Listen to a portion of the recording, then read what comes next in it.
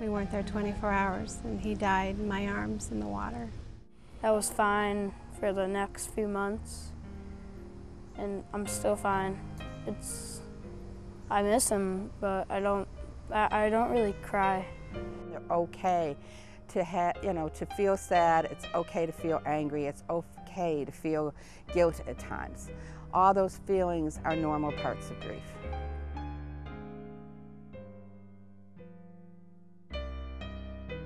I just fell apart, really, pretty much, and I needed to make sure somebody could be there for my son. I got Nick signed up for Wave Riders because I couldn't be a support for him. Unfortunately, I was severely traumatized by what happened, and he was my only sibling. But I knew I needed to get some support for Nick, and he needed to be in a safe place where he could talk and grieve. It was a horrible experience. I wouldn't want anybody else to go through it. Like at first, when I saw him, I did cry for a long period of time. And when we were still in Jamaica, sometimes I did. So it was hard. Children will grieve throughout their childhood. Adults can express their feelings and express their grief to other people. Children don't really understand what their feelings are, that they can feel angry, and that could be grief. And how do they cope with that anger?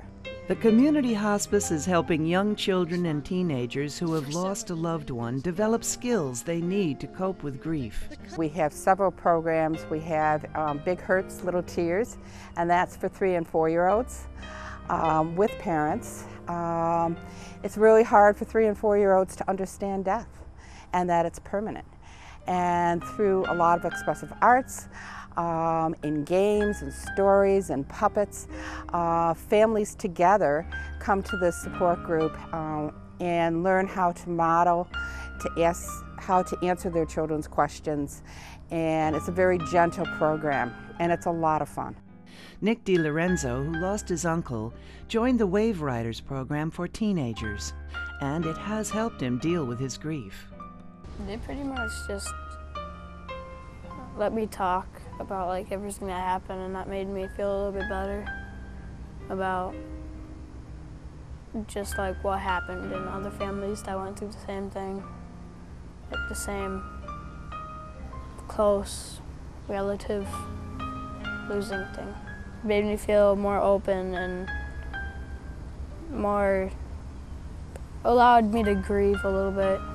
Kids begin to feel safe in the group, and they ask questions that they normally might not ask a parent because they're afraid to. The parent is grieving, they watch a parent grieve, and they don't want to make them cry.